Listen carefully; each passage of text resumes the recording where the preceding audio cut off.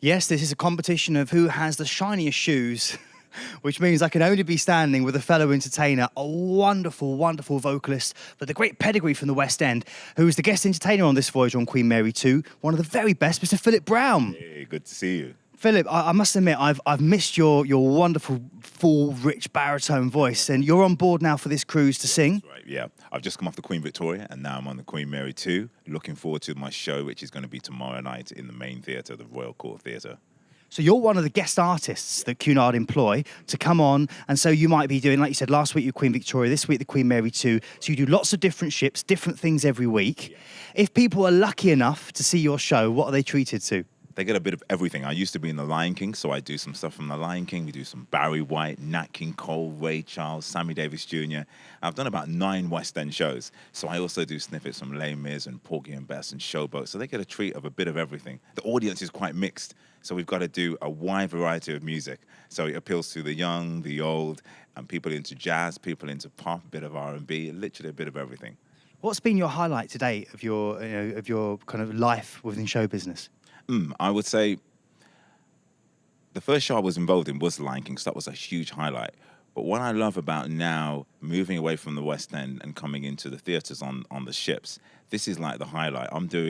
I get a chance to sing all the songs I've always wanted to sing. We have a different audience every week, and I get to travel the world on these amazing ships. What is it about Queen Mary 2 that you love so much? You know, it's really interesting. I speak to a lot of people who were thinking about coming onto the Queen Mary 2, but they was also thinking, but a bit worried about it. They were thinking, well, maybe it's going to be a bit too posh. I don't want to go on there. It's going to be too formal. But actually, it's very relaxed on here. I love the space. And people also think that the ship's going to be too big for them. But actually, you don't realize how, when you look at it from outside, it looks huge. But actually, when you get inside, it's a big ship, but it's such a nice atmosphere that you don't even notice. What's nice about it is you can find your own little spot and just relax with your family. If you want to go somewhere where it's busy, you can pop there. If you want to take some time out and go somewhere like the Winter Garden, which is amazing.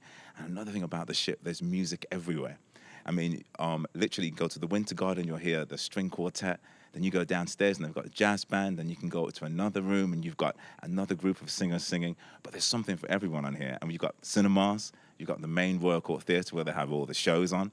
But the nice thing about this ship is it's very relaxed and it's nowhere near as formal as people think it is. And in the sense of what you get when you come, for anyone that may be watching that's thinking, I've never done a cruise before, what will I get bored? I'm going to be at sea for a few days, or what do you think about that? Because obviously you came into cruising to your show completely new to it, didn't you? You'd never been on a cruise ship.